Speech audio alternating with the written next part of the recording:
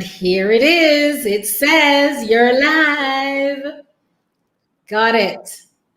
Hi there. Giving you all a chance to enter the studio so that we can connect there on YouTube. Hi there. Yes, hello from North Carolina. As you are entering this YouTube live, please drop in the chat where you are joining us from.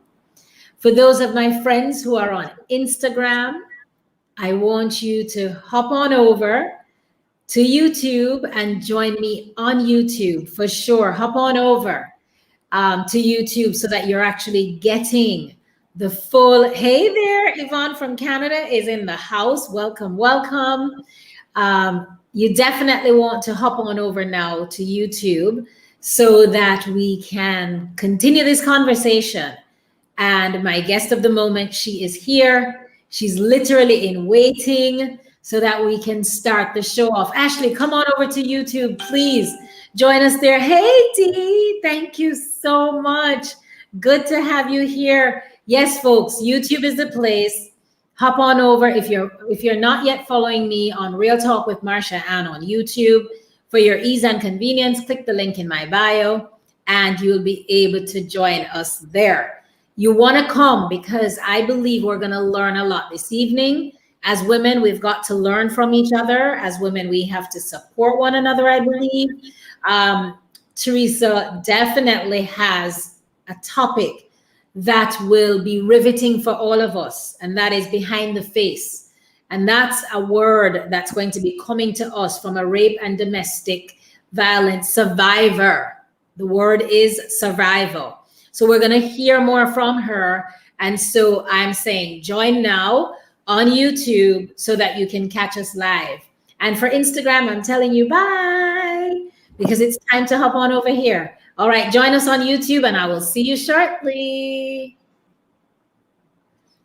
All right, my YouTube folks, hello and good afternoon. So good to see you all.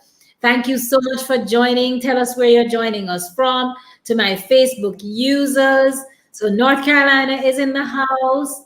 2 North Carolinas are in the house. We've got Canada in the house. Georgia is in the house. And yes, I know Jamaica is in the house. So, Theresa, happy Sunday. It's your time. All attention to you. You got to focus on us now. We're here. Everybody's ready. This is your moment. Montego Bay, Jamaica is here.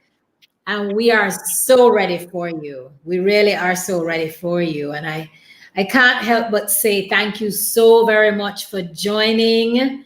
Talia says that she's looking forward to hearing from you. Hey, Ashley, thank you so much. London, Ontario. I was waiting on you to join too. Thank you.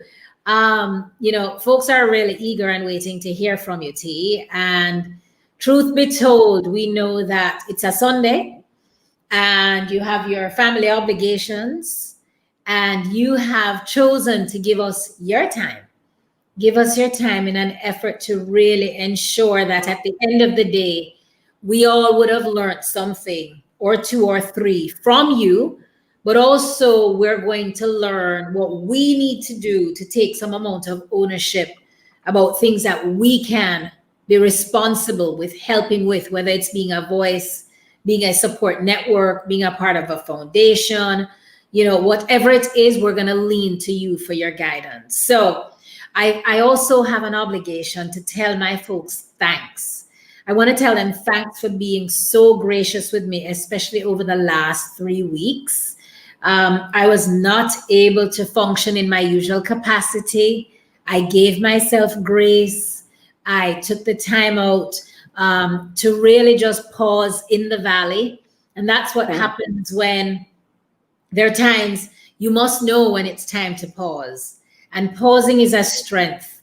Being vulnerable is a strength. And so I want to thank everyone for waiting with me until I could actually surface again. And today I surface with God as my guide. And T and I already prayed up that Somebody on here is going to get blessed. And if you're not catching it live, for those who are watching it for the replay, we know that there's a big blessing that's coming your way. So thank you, thank you, thank you all for your support. And it really means a lot to have you on Team Real Talk with Marsha-Ann, and always supporting our guests as well. Thank you so much for joining, Gail. So I am, without any further ado, I'm going to actually read excerpts of your bio. And after I have done that, it's going to be showtime, like for real showtime, right? So who is Theresa Walker? Behind the face. And this is written in her own words. And so it's quite an honor to be able to read it for you. And I might not read the entire thing, because you're going to tell us more about it, which is where the power truly lies. And let me tell you why I reached out to T. I think you'll appreciate the why behind everything. I believe all of us take each other at face value. By her nature, she is bubbly and vibrant and just always involved in whatever is happy and whatever is really positive, right? And that's the mode in which she operates.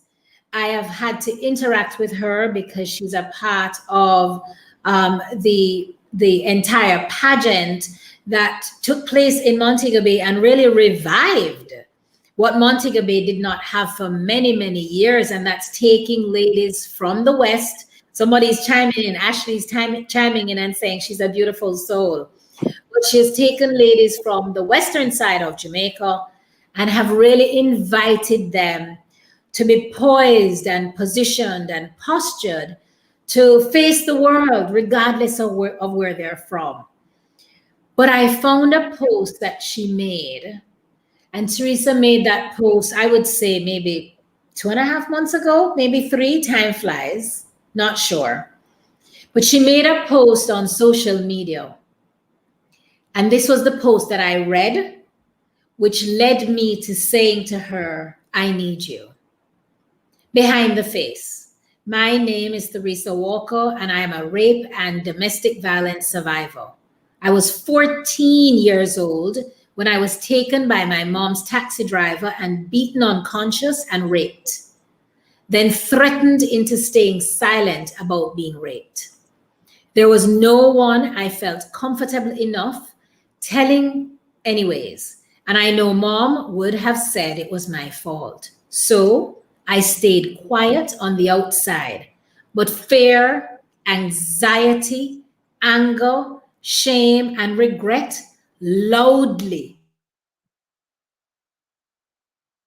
was inside of me and sent me on a whole different path. One that led me to be married at age 22 years old to a man who loved me 1 minute, but had no issues beating me until my eyes are bloodshot the next. Finding your way out of that dark, low place to your place of peace, joy, and happiness is not impossible, but it is a process that you cannot go through alone. It is with that understanding that she formed the Miss Montego Bay Foundation, and it was established to give rape victims what I hoped someone gave me. And the big word is trust. Trust me that I was telling the truth. Believe me and believe in me. The effects of rape and abuse stays with you, and you may find ways to cope, but your life will forever be changed. My hope for anyone who has experienced any form of abuse, that you are able to find your light in that dark place. And as we walk a new street, let us be mindful that everyone has something that they are working through. Show kindness always, and make the choice to show and be an example of love. Everyone needs a little of that every single day. T is a personal development coach. She's a philanthropist, a pageant director, and a life changer. And she's here to create great awareness and empower us to take action as we walk this walk along with her. I'm telling you, it took a lot to have read that. And the kind of courage and vulnerability. Everybody, please give a round of applause in your comments about how she has taken the time out.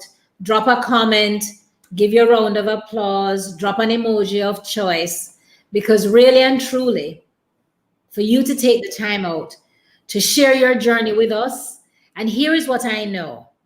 I reached out to T maybe about 5 or 6 weeks ago, and I wanted to have done a show then, and she wasn't available. But that was God's plan. Yep. Because now more than ever, we especially, I know we have folks that are watching from all over the world, and this is not unique to Jamaica, but we especially, those of us as women who are conscious of what is happening today, we have chosen to ensure that we want to be voices that make a difference. And we want to be women who stand up beside other women. We want, this is it, Talia says that your story will free others. We want to be those who stop turning a blind eye and act like it's not happening. You know, I'll tell you this openly. It's so interesting that we will make posts that are lighthearted and folks will comment on it. But folks that take us into another depth, folks will overlook it, either because it makes them uncomfortable or they don't want to face it. I am not one to turn my head away. It is time that all of us who have chosen to be here, we are those who are saying it's time to hear the raw facts. I know there are women on here who have had their journey. I know some of them who have had their versions of abuse as well. And I just want to say thank you all for the strength of women who have endured. And now, T, it's all over to you. Good evening and welcome. And I think now is the perfect time to turn on my lights, Marsha. Okay. Because I think from this moment on, we're going to be chatting until it gets dark, and then you won't only be able to hear me, not see me. So no, we want to see you. We want to see you. But all right, so let's get on with it. Thank you. Let me just say thank you for this opportunity. When I made that post, I was in a place where I felt like it was time. It was time, and it was time for me 2 years before when I started the Miss Montego Bay pageant. I had 15 contestants that year. It was 2018.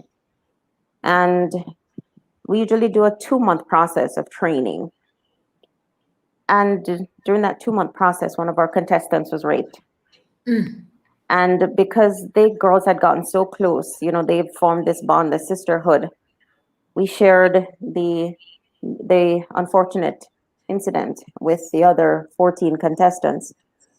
And in that room, in that moment, 8 other contestants spoke up that they too had been raped at some point in their lives. There's one particular contestant who was 19 years old at the time, and she had been molested since she was 6. She was even sold at some point because she was staying with some relatives who sold her. And at the time, she was living in a girls' home, and she'd been living in that girls' home for 2 years. In that moment, I realized that rape did not stop with me 30 years before. And I felt like something needed to happen.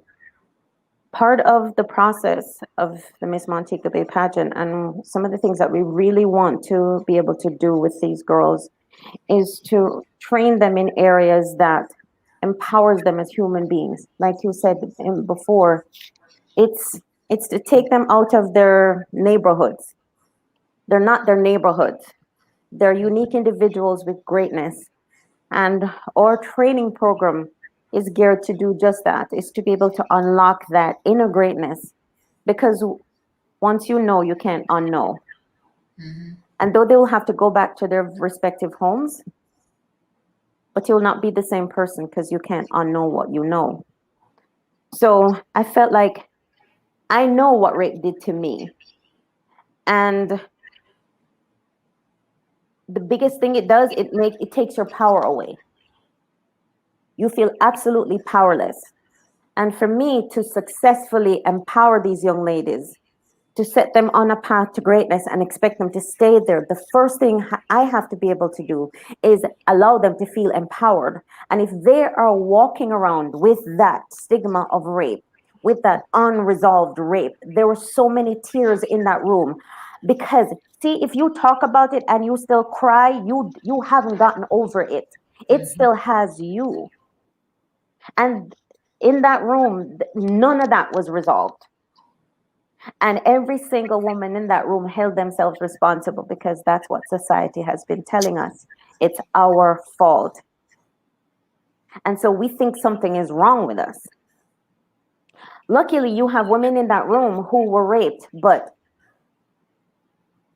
the effects that it has on them, though it's always negative, can be, it's not detrimental. I've seen rape victims who, because of the power taken from them, they now become very promiscuous because now they want to be in control. When you're raped, you're not in control. Somebody's doing something to you that you don't want done, but you can't do anything about it. You can do nothing about it. And then there's this fear that is inside of you that it can't be explained. And you don't know how to make it go away. It's like a part of your soul dies or somehow transformed. And it takes so much work to bring that back into the place of light, which is where we're supposed to function effectively. Right. So a lot of them, you're not going to take my power away. I'm just going to give it to you freely. So it's my choice. But if they truly had a choice, they would choose a whole different lifestyle. So we have a whole lot of broken people walking around. And we have people that react in an angry manner because that's how they're dealing with it. There are people who are sad. There are people who are frustrated. There are people who have major trust issues. It's one psychological issue after the other that it creates. And it is almost impossible for you as a human being to be the best version of yourself if you have all those turmoils going on inside of you at any given time. And it does create those. So the pageant really was to ensure that those were addressed.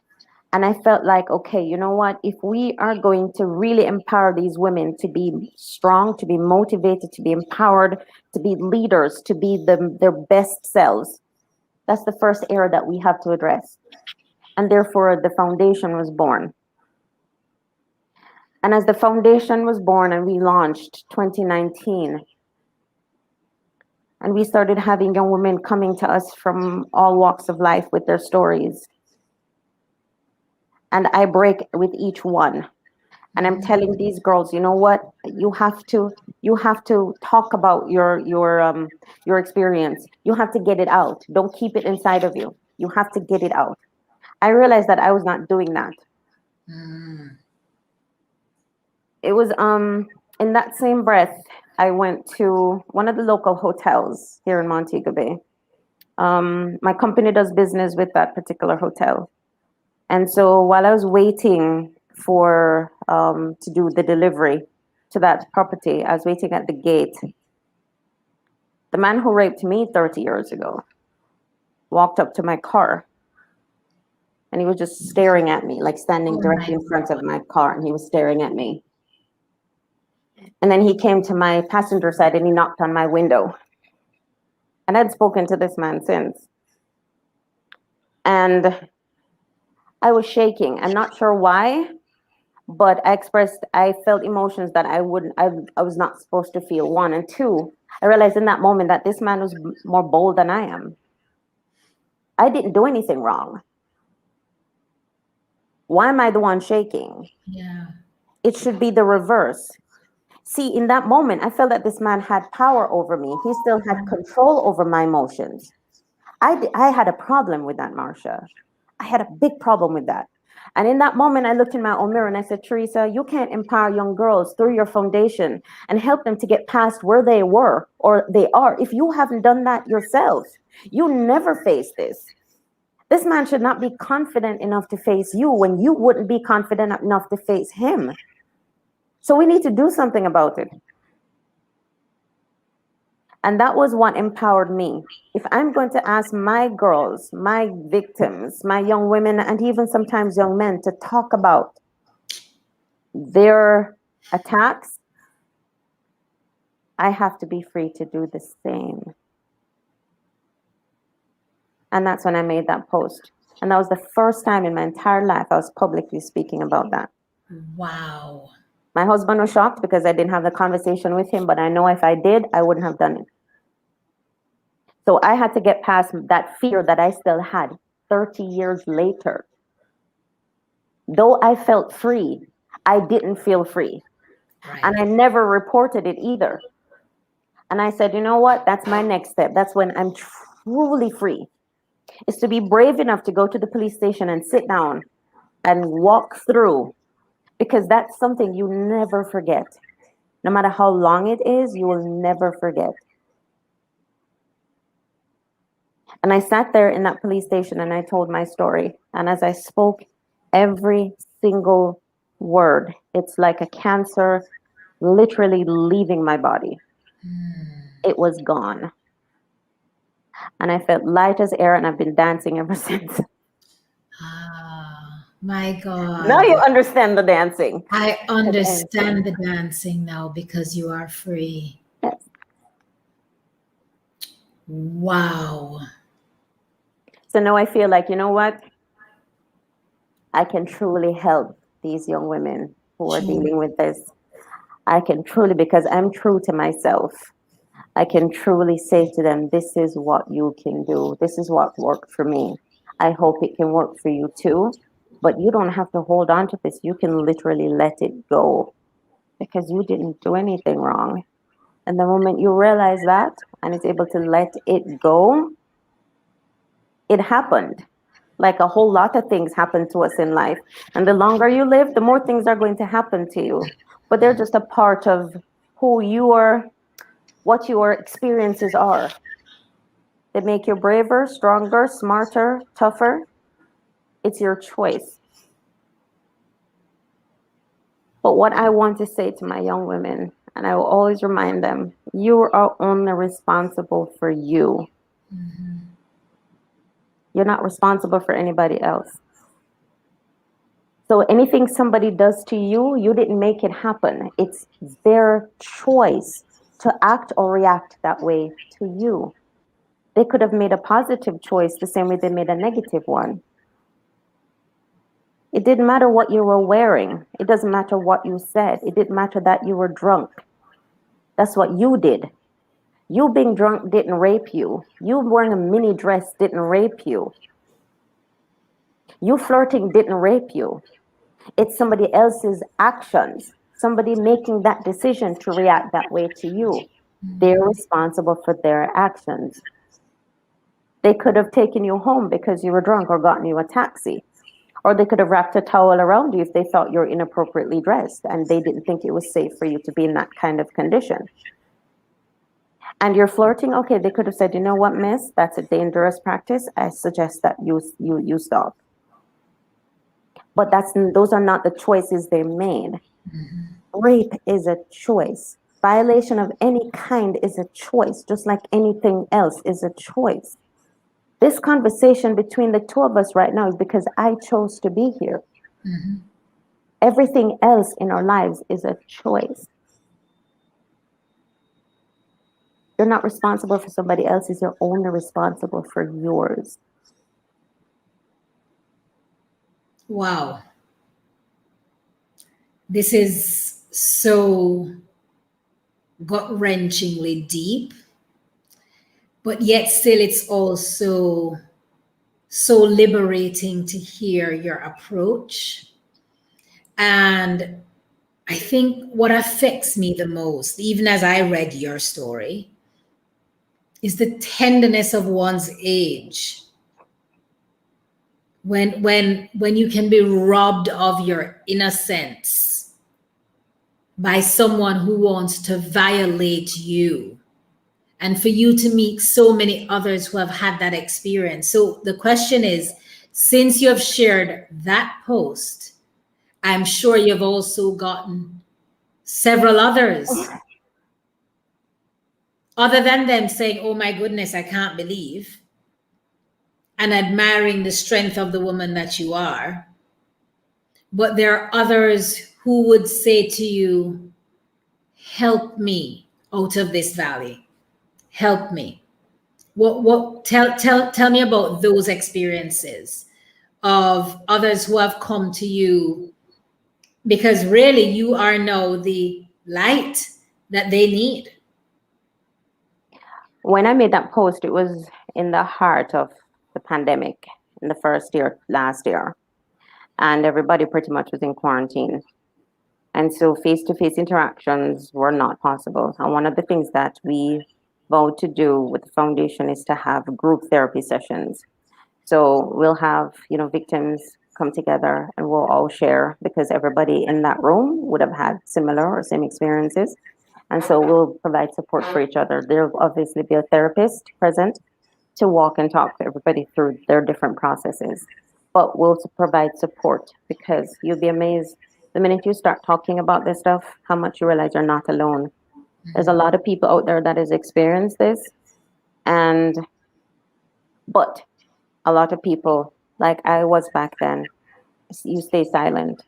I remember when we were launching the foundation, Mrs. Malahoo Fort, she was our guest speaker or keynote speaker, and she spoke about her early years as an attorney. She says that 4 out of 5 children, as she believes, who loses their virginity in this country loses their virginity to rape. But what was daunting to me was that that didn't change, and what are we doing about that?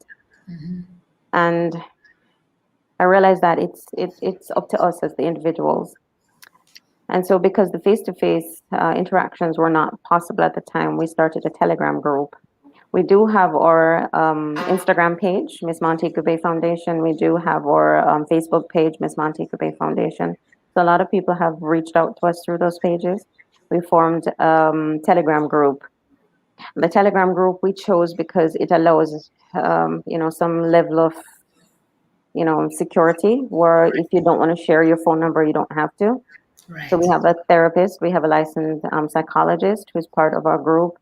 We have Inspector Gail, who is one of our advocates, for rape victims. She works out of Freeport Police Station. She's amazing, Angela Gale. She's also a trained counselor. And we have many survivors and we have victims there. So our group continues to grow. And we just we're there to support and encourage and talk to each other, and everybody's at a different stage. Right. Some people are now healed to the point where they can offer support to people who are still dealing with it. People have different needs, obviously, because they're at different places in their journey. Some people it's almost impossible for them. And like I said, it really takes support. It really takes support. But I think the hardest part for any victim is our society. It is the fact that we stigmatize victims. It's the fact that we victim shame them. It's the fact that you already feel like crap for this happening to you, but then, people look at you like you're broken, like you're flawed, like something is wrong with you, That makes it even harder to deal with. And you might feel comfortable in some ways or eventually to even pursue a relationship, but then you'll never know, especially in small communities when everybody talks. I've had a young lady who's told me a story about a guy who she started dating eventually. And it turned out that the only reason he wanted to date her was because, he thought she was easy, because of the rumors that were going around, about her attack. There are those people that go to court and having to relive every single moment, as difficult as it is. And for the most part, they don't get enough counseling, and having to expose themselves and be vulnerable, especially in a public setting like a court, and then to be found for their, attacker to be found not guilty simply because they probably used he in their statement to the police, but then in court they said we.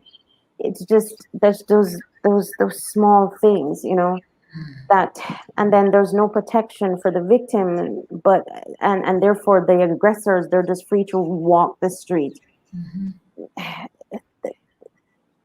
It's difficult. It's really, really difficult. And I think for me, it's been 30 years.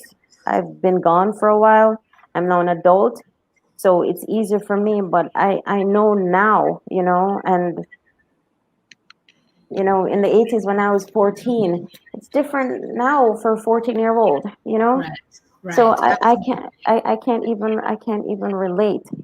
And with all the other things that our young people deal with identity and, acceptance, self-acceptance, and, whether you're good enough or not because social media says that you're supposed to look a certain way. I mean, this is all those things that they're dealing with. And to have something else like that take away what a vital part of their development, mentally, and their inner strength that is really necessary for them to grow in the right direction. It's very difficult. It's very difficult, but we have to find a way. And I think the more of us that speak out, they don't feel like there's something wrong with them, because first of all, they realize they're not the only one. It happened to other people too. And the more experiences, my experience may not be the same as yours, and we're no two humans are alike. So the way I deal with it or makes the way I feel may not necessarily be the way you feel. So the more examples that we have, the more help that we can find for our people. And I think the more awareness that is created about the situation. Because like you said before, certain posts get reaction, but topics like these, everybody remains quiet. There's no like on that one. Right. There's no comment under that one because nobody wants to be a part of that conversation. Why not? How many of our young people need to die for you to think that, okay, I need to lend my voice here? And dying does not even have to be physical death, because you said it earlier, that it's the death of your soul, a part of your soul, when you have had that experience, that not experience, but that violation, that a part of your soul has actually died. But one big word which you have shared, and that big word is trust. That when you've been violated and you don't feel like you have someone that you can trust, I think so many who have had this horrific experience, they have the weight to carry because they fear that they're not going to be believed. They fear that if they speak, it becomes the public spectacle. And they do fear that the one or two persons that they would trust will tell them, say nothing, which is a part of excerpts of what you shared. Very, very true. How do we even begin to help others who know that this is something that they have gone through? And it's not even limited to only this. Abuse in any form as well. that Precisely. courage to speak up and speak out. When did you, beyond writing, right? Beyond as recent as just when the pandemic hit. So you carried that for so long. But how did you even function in school? I'm I'm serious. still wondering. I'm still wondering.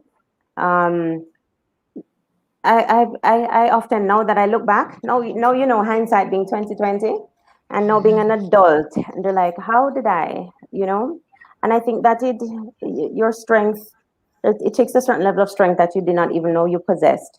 Because now when I look back, because that abusive marriage is 20 years ago as well, and I look back now, and I'm like, you know, that was a lot for a human being to go through. But the thing is, while I was going through it, it didn't seem like something insurmountable. It felt like, okay, that was a bad choice. I think I'll do that again. And I've learned to grow from them. But what I'm learning to do now is understanding my purpose through them. And again, not take on the responsibility of somebody else's action to allow it to break me. I can only I can look at what I did wrong or the decision that I made to have, to create that reaction and think, okay, well, you know what? Mm, we'll second guess that later on, or we'll take a different route later on. But you just grow older and wiser, and it's just life's experiences. You grow older and wiser. But as to go back to the youth, it's one of the things that happens, and we don't seem to realize, especially when this happens to you, an attack or an abuse happens to you as a child. It's usually inflicted on you by an adult. And that is where you're broken tremendously, because you look at adults as protectors, you look at them for security, you look at them for safety and shelter. And when that is broken, how do you function? And that's, if your trust is broken at that point, it's really difficult to get it back. And what's even worse is that a lot of these abuses are being inflicted on these children by family members. I was lucky enough where it was a stranger, but close enough to my family where it could have been considered a family member. So that's somebody that you expect to protect you. So if you can't trust the people that are supposed to protect you, who can you trust? True. So rebuilding that trust is really, really difficult. And you look around in our society, Marsha, and a lot of what you're seeing going on right now is a lot of broken people. A lot of broken people. And it may not necessarily be abuse in a physical form. It could be verbal, it could be mental, but it's a lot of broken people. And broken people break other people. As they say, hurt people hurt people. Yep, Yeah. yep, absolutely, absolutely.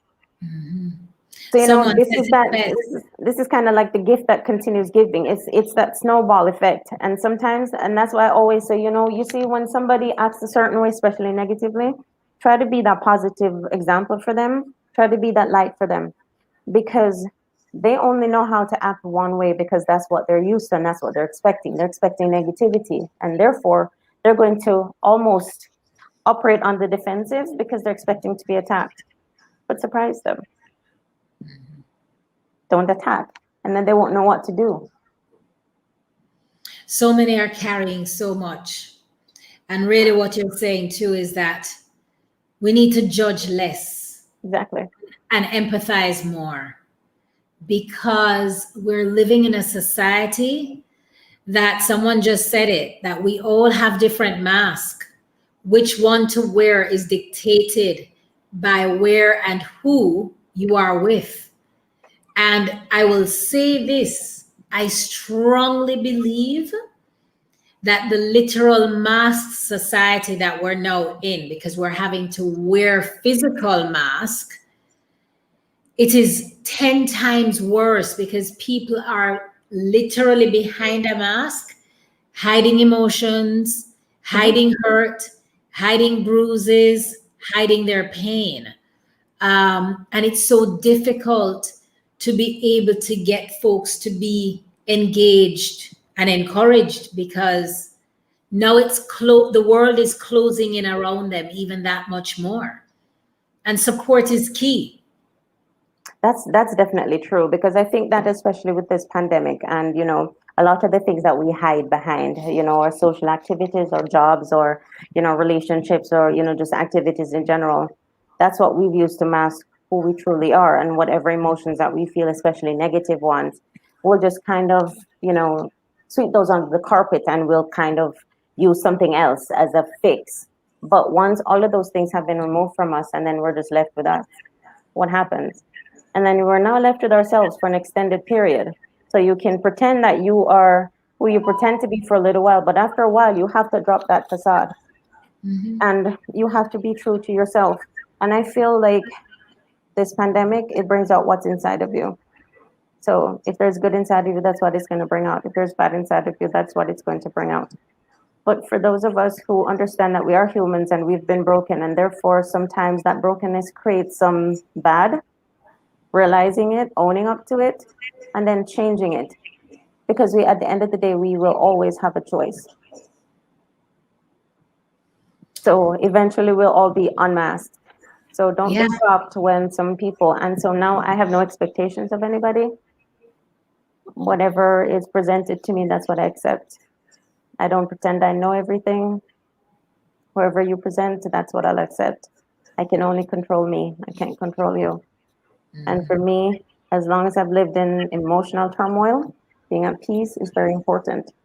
So I'm going to stay in that place where I can control my peace. And it's very important to be able to control my peace, control my emotions. Because for so long, I allowed somebody else to do that. And that whoever controls you owns you. Say that again. Say that again. And whoever, not just whoever, whatever controls you owns you. So you know what? I need to give back myself to myself and to my God. And allow more of him to be in me than more of the negative spirits that I've taken on and the things that I've allowed to impact, who I am inside. I can't allow outside experiences and things outside of me influence what's going on inside of me. I can't do that. So setting boundaries key, and protecting one's peace is key. I have learned that the hard way. But the day that you learn to protect your peace, literally you put a guardrail around anything else that's going to penetrate that. And to your point, it's giving our power away when anything is going to really interrupt that sense of peace. Absolutely. And like I said, whatever, controls you is what owns, it's absolutely what owns you. Absolutely. In every sense of the word, it owns you. And if you are going to be who you truly are meant to be, walking God's purpose for you, you have to be able to detach yourself from outside influences. That's where your strength comes from, And I think that's one of the things that we all learn to get to, especially with age and experiences. And the more adverse our experiences have been, the more strength that you realize you have. And I'll tell my girls every time, and my young men, I said, you know what? It's okay to go through some things, because strength is not built when things are easy. Strength is never built when things are going great. Strength is built in those days when you feel like breaking, but you don't. And you don't know how strong you are until you go through some things and you're able to look back at it and go, oh, wow. Oh, okay.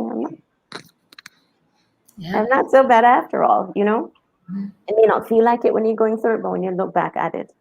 And whatever strength you gain now, it's preparing you for where you're going.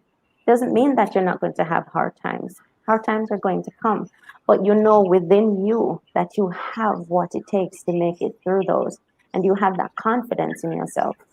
I use the same adversity that broke them to begin with in some of our sessions. I said, rape was meant to break you, but it didn't. You are here. The thing is, the person who did this to you, that's the weak person. Strong people don't hurt other people. True. Strong people don't harm people. See, it takes strength to be disciplined. It takes strength to do what is right, even when everybody is doing what's wrong. And even when everything in you wants to do what is wrong, it takes strength to do what is right. Always. Do you remember how Jesus on the cross and everything they did to him? I mean, if it were you, wouldn't you have hauled off and punched somebody? Yes, Easy. but it took strength to take that. So don't consider yourselves a victim by no stretch of the imagination. You're standing here today crying because you're strong, and you continue to get stronger every day. Know that. The person who did this to you, that person has a lot of emotional turmoil and they can't handle it, and therefore they're projecting whatever is going on in them onto you. And they're going to tell you it's your fault because they're not man enough to take responsibility for what they did for themselves. It can never be your fault. You can never be responsible for what somebody else does. You can't make anybody do anything. You're 12. This man is 50. So you're not weak, my honey. So hold on to that and build on that and let that guide you. You are strong. You are strong. Every day you are strong. I like when you said, not a victim, but a survivor. Oh, absolutely. Absolutely. Anything that did not kill you, you survived. You survived. You're still standing here today. You survived. And you'll be here tomorrow. That means you survived. See, that thing is behind you. It's not in front of you. It's behind you. And it may rattle you a little bit. It may weaken some of your defenses, but you're going to get better. See, the thing is, whatever it takes from you, when you get that back, you're going to get it back better than you had it before. That trust, when you get that back, it's going to be better.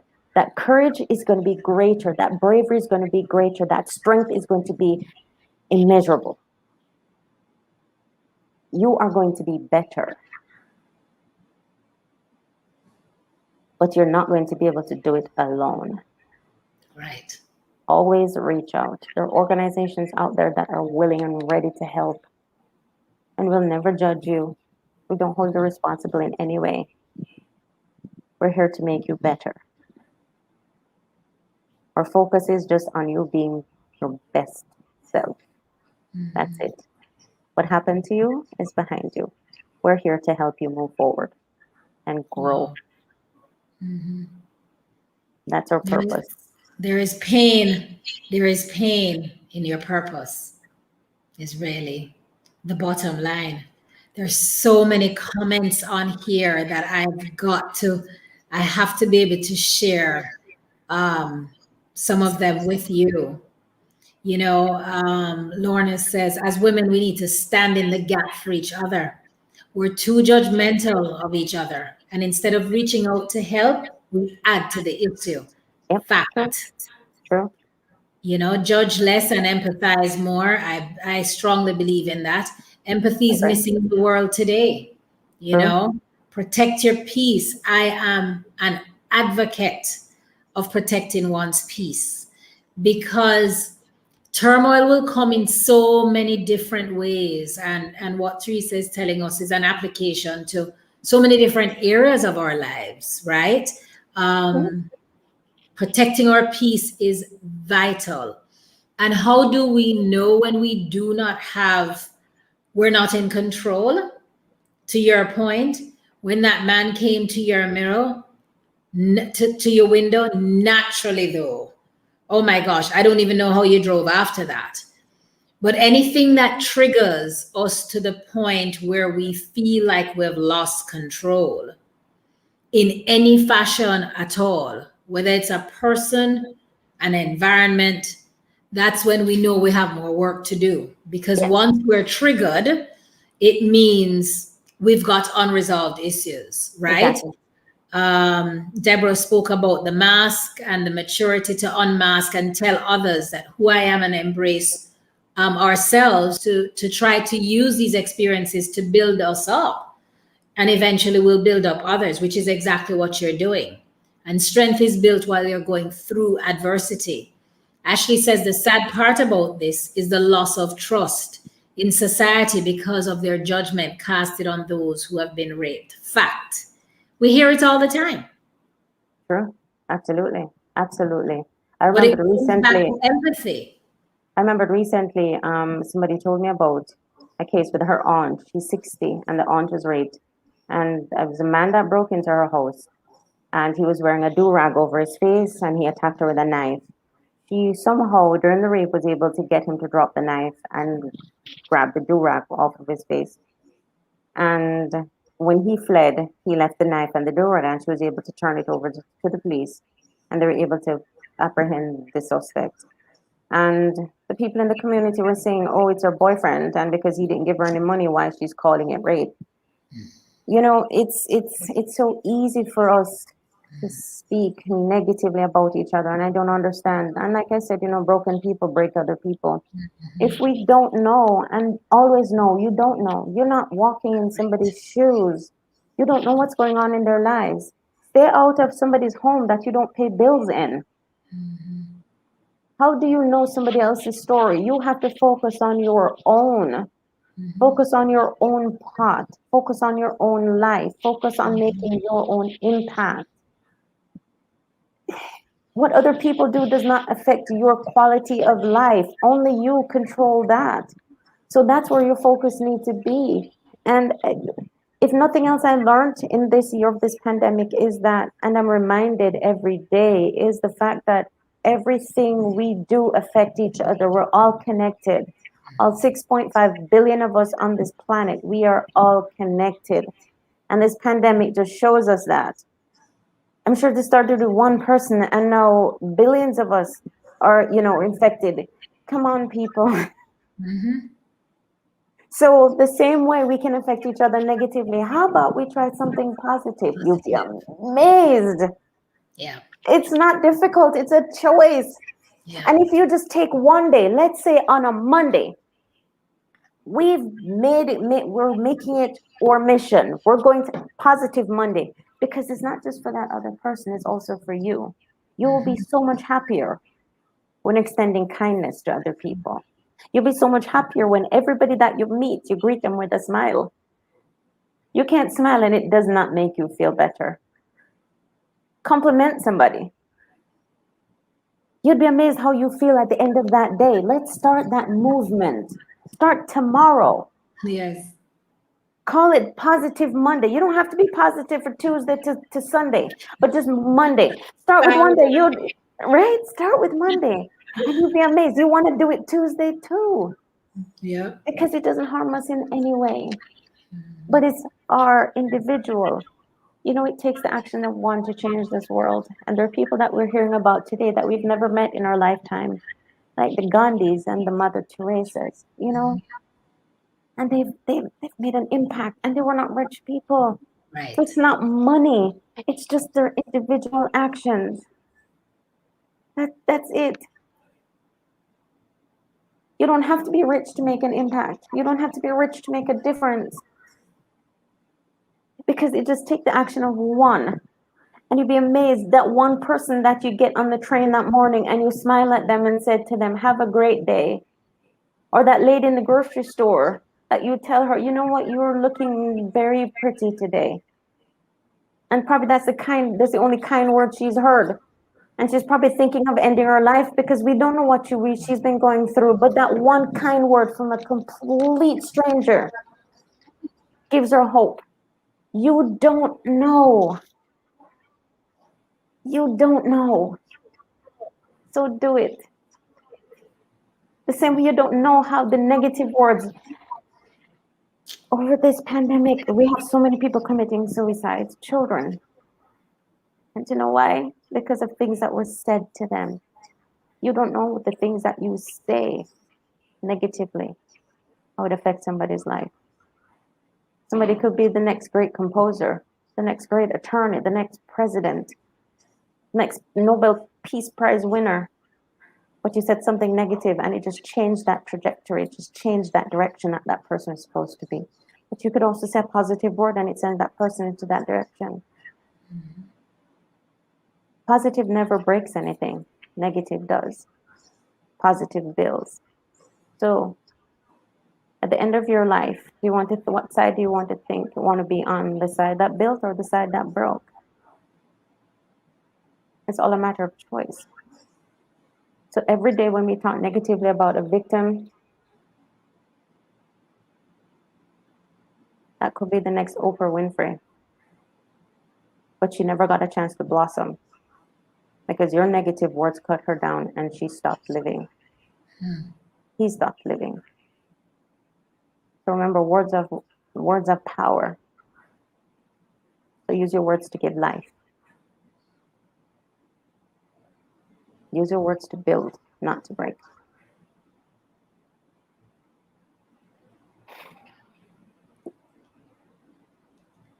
You have spoken.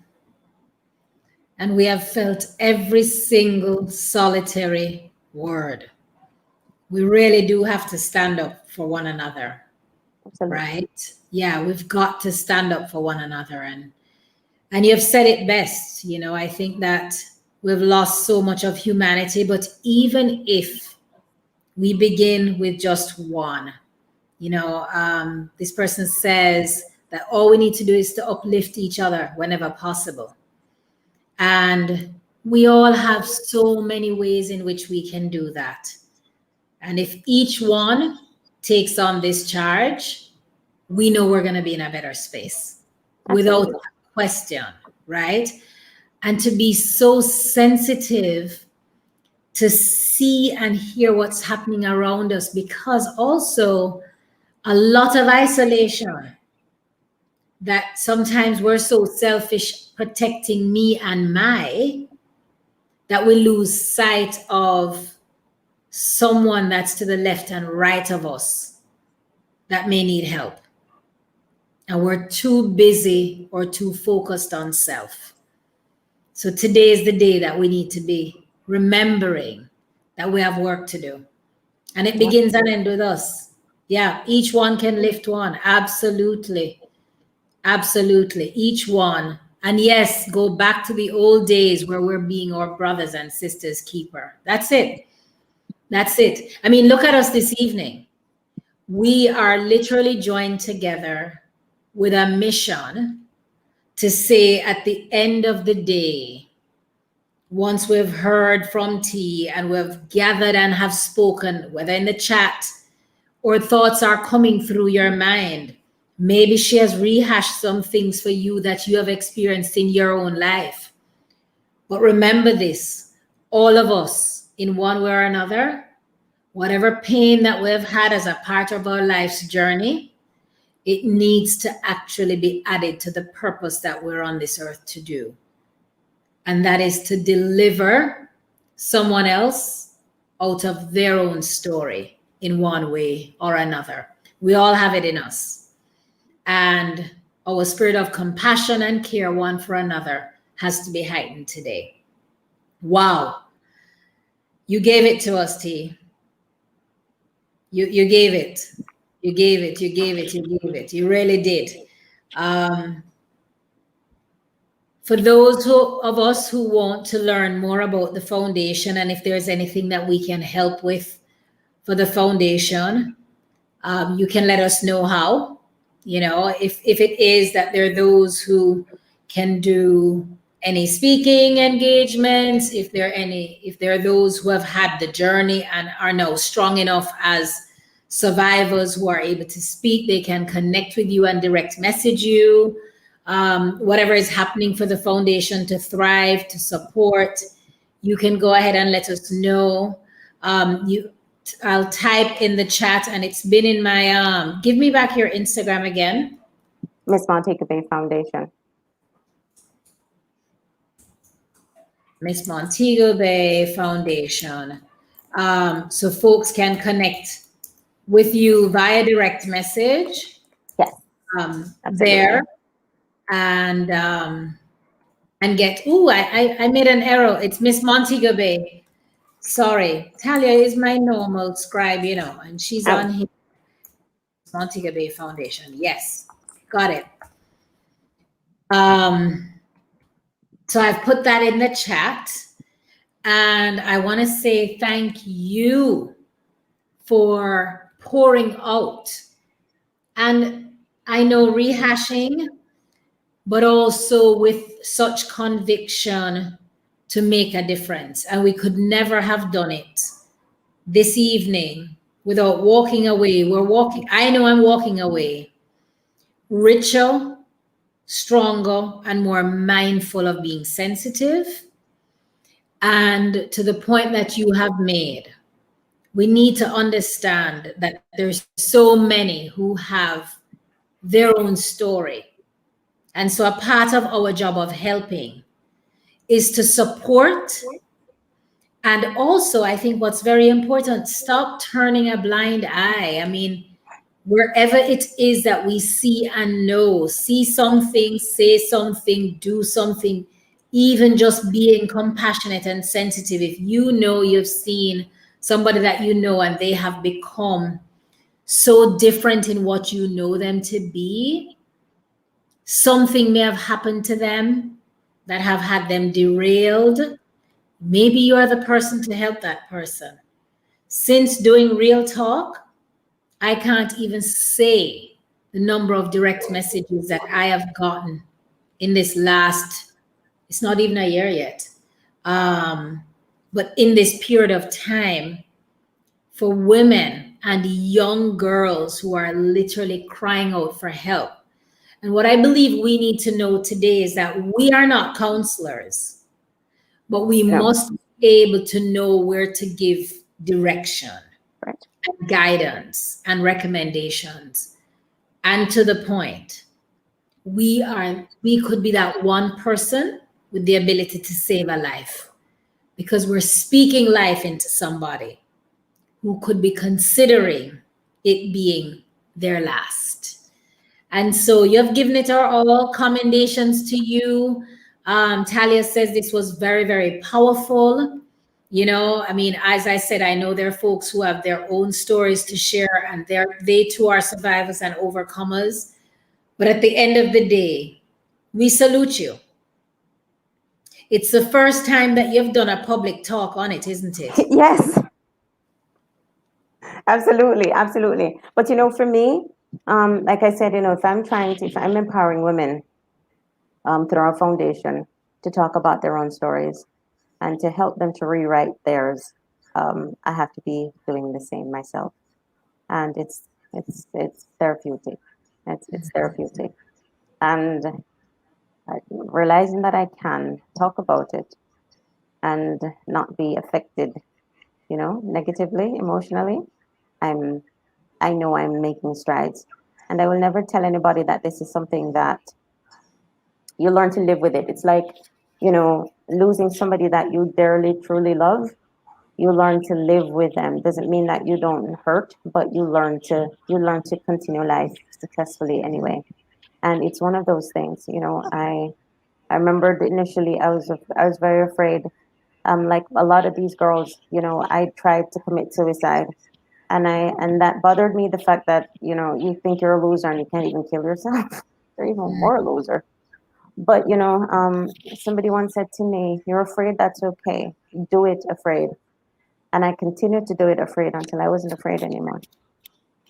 So continue to do it afraid. If you didn't die, if you still woke up this morning, you're supposed to. It's because it's not meant to kill you. It's supposed to grow you. And anything that you go through and you still wake up from, that's because it's supposed to grow you. It's hard to face, but being able to face it is where your growth comes from. It's where your strength comes from. And you'll continue to grow in that area. So, you know, so whether it's domestic abuse, whether it's physical, verbal abuse, whether it's sexual abuse, we get over them, we get past them, and we get stronger. And I know some of the strongest women in our history, you know, have suffered some kind of abuse or another. And they're powerhouses now because of it, you know, because they've used that pain to find their purpose. They found their strength, you know, in that situation, in those adversities. So it takes strength to be able to survive it. And you'll realize the strength that you have once you survive, but you have to give yourself that chance. And like I said, it's not something that is easy to do alone. It takes a whole lot longer. There's help. There's lots of help. There are organizations now that we provide support to, group homes right here in Montego Bay that we provide support to as well. There are girls that end up pregnant from some of these attacks. Um, there's a home right here in Montego Bay, Pregnancy Resource Center, or Hebron House. They're excellent source of resource for young girls who may need a place to be with their babies. They'll take excellent care of you. I know, foster homes. There's some foster homes where some of these girls end up in. There's one now called Our Father's House, and it takes girls that have aged out of the foster care system and rehabilitate them to make sure that they're ready to go into the work world. So they give them the necessary training, education that they need to be independent, so they don't just become another statistic. There's Melody Girls Home, who a lot of these girls who've suffered a lot of these physical abuses, um, who can't stay in their homes because there's physical abuse. And right now, with the pandemic and emotions being so heightened and having been locked up in their homes with their aggressors, you're seeing a lot of the resources that we use now used to come to us. We used to get a lot of the girls coming out of schools, so schools are closed. We get a Right. lot of victims now coming out of doctors' offices because they're taken there because they end up with some kind of STD after being sexually abused. So that's how we are finding some of these victims now. And where do you go if you know it's happening at home? If you can't trust home, you can't be safe at Right. home. Where are you going to be safe? So our and this is happening to adults. That they're adults. Women are being beaten every day by their husbands, boyfriends. Because again, jobs lost. Manhood is being tested. Egos are being on the line, and therefore, somebody has to be responsible for any kind of distress that they might be feeling, and therefore heightened emotions brings out these situations. And so we have a lot of abuse happening now. And I remembered when I was going through domestic violence situation, I remembered my mom looking at me and saying, "What did you do?" I how, what could I do? I'm looking at you, one eye swollen shut, lip split open, and they're asking me, what did I do? And that's our culture. That's Yes. our culture. I remember calling the police and telling me, well, we can't do anything about it because it's a domestic issue. It's between a wife and a husband. At which point do you think you can get involved? When I die? And this still happens today, you know, it still happens today. So we have to protect ourselves. But the thing is, where do you go? People say to you, well, it's happening to you because that's what you want. I remember somebody commenting, um, on a post that I had on the foundation. It said that, some of these girls, that's the kind of man they want. Nobody asks to be abused. Nobody wants this. That's insane if you actually believe that. Nobody wants this. And the fact that they don't leave is not because they don't want to. Where are they going to go? And Right. how are they going to get there? And how are they going to sustain themselves? And especially if children are involved in a situation like it was with me, how do you survive? I ended up having to leave Jamaica because there's no place I would go where I would not be found. Right. And it just infuriated the situation by having left to begin with. At least I had the resources. I was able to. There are people that is not in my position who can't go anywhere. So you take it. There's no system that is protecting you. There's no shelter to go to. You have him arrested, and then what? He gets out of jail, and then he beats you black and blue. Because where are you going to go? So, again, we have to be kind. We have to be kind. We have to stop judging each other. We have to stop. We have to stop judging, and we have to help. These women need help. We have to stop, you know, making it okay for the abusers to abuse their victims, because we've been so vocal about our displeasure and our disregard for the victims, and the victim blaming that is now empowering aggressors because they think, Yes. yeah, this is okay. Nobody ever says anything to me. Right. You know, they high five me and they fist bump me, so it's cool. Mm-hmm. His Mm-hmm. friends, you know, buy him a drink because, or you had to set that straight, huh? I see. Nobody steps up and says, "You're not a man. Mm-hmm. You're not a man." So Fact. we have to change. We have to change that. We have to change that. As I read the paper, you know, and so many. And in this situation, you have some young girls with these super older, so much older men. Mm-hmm. Why is that not reported? You know, why is that not statutory rape? Why is that nobody said anything about that? And now this child, this young lady is dead. Yeah. And oftentimes, you know, when you see those relationships between these older men and younger women, it's not because these young women want to be with these men, it's because they're being manipulated into these relationships. Because I assure you, they would not have chosen you. Give them a choice, it would not have been you. They're Right. being forced in some way, shape, or form. And so now these, you know, these judgment Karens that sit on the sidelines with nothing else at home to do but talk about people are the ones talking about these young women, and you don't know what they're going through. Mm-hmm. Wow. We have to change. We have to change. We do. We have to There's be, no question about it. and Yeah. especially as women, you know, we have to gather around our women. Women, we have to start supporting each other because this is a crime that is more on women more so than it is on men. And women, we are more powerful than we want to let on. If we decide that this fashion trend is in, we make it happen. If we decide that this look is in, we make it happen. So we need to decide at some point that this behavior toward our other sisters is not okay, and we need to band together and make it happen. We need to put our collective voices together and make this happen. We use our power for other things. This is something now. How many of our young girls need to die? And not just physically die, but emotionally, mentally. When I moved back to Jamaica in 2012 and I look at my young girls, and that's one of the reasons I decided I needed to start this pageant.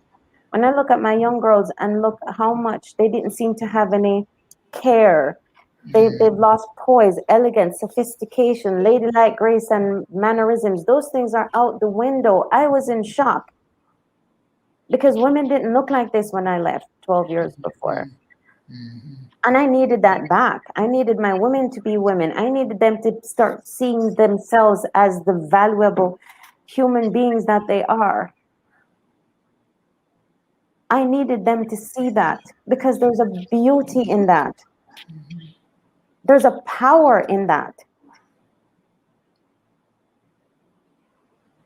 And when I started this pageant, I didn't know what I was going to find, but I found the root of that problem.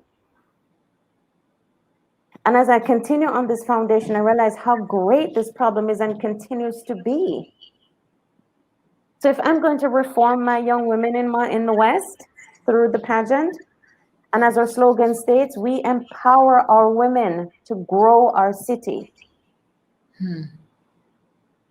We have to start with the psychological issues. Yes. Yeah. We have to fix the psychological issues. And in so doing, we realize it's not just the women in the West, it's worldwide. Absolutely. And so little by Absolutely. little, Marshall, we're taking this to the four corners of the world. But we need our women to start protecting our women. We can make other things happen in this world. Yes. This is something we can too. We have more power than we realize. Yeah. We can make this happen. We need to start ganging up on these men. We don't need to make excuses for them. We need to stop shaming our victims. Right. Because one day that victim is going to be you. I didn't think it could happen to me and every single woman that has been raped, young woman and girl. We never thought it could happen to us until it did. Mm-hmm. And when it happens to you, God forbid it ever does, how do you want to be treated? To treat everybody the same way because you don't know.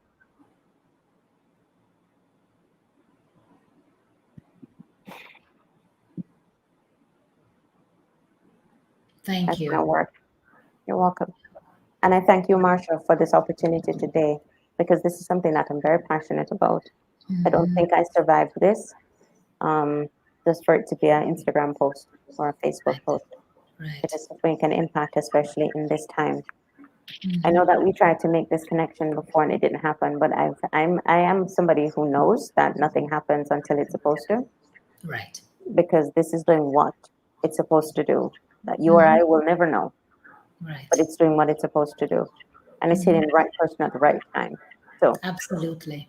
it's happening when it's supposed to. Yeah. Today was the day for it to happen. This was God's appointed time. I have Oh, no doubt about that. absolutely. And I know you're going to need some time to unwind after this. I thank you that this was your first time sharing it publicly. But I also know that the replay is going to be helping those who need to watch it at 2, 3 o'clock in the morning so And that need they to be can be reminded. encouraged and strengthened and be reminded.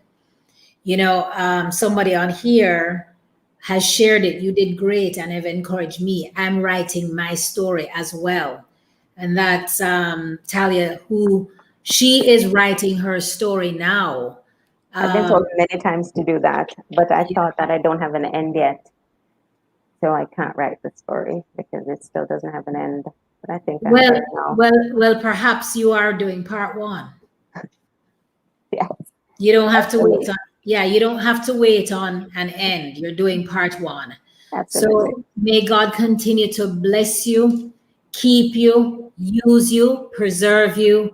And if we remember nothing else, there is purpose in your pain that we need to ensure we protect one's peace.